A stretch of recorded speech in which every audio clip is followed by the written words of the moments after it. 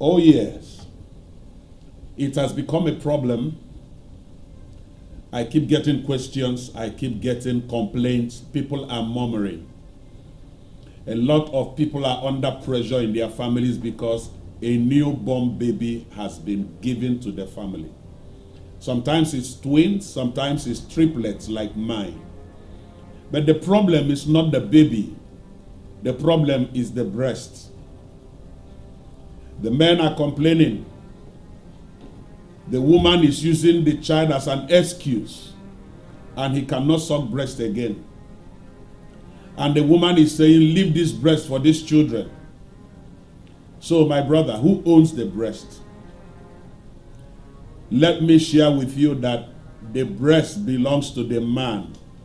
The little child or the baby is only borrowing for a while. That is the truth of life. And the earlier you accept it, the better. Even God recommended and described the function of the breast. He said, it is for the satisfaction of the man all the days of his life. It's true. Somebody is watching me and you're looking at your breast. Whether it is down or whether it is up, it belongs to the husband. Any man when they suck breast, you're a suspect. And any woman that is packaging this thing and locking it up, may God have mercy upon you. It is important that you understand that it is for your enjoyment. I want to help you. I want to help you. It's important that you understand this. God designed it for your pleasure, for you. A man should handle it with understanding. It's important. I want to establish that the breast belongs to the child. Temporarily. In fact, the child is just borrowing. It's just borrowing. After borrowing, you give back the owner.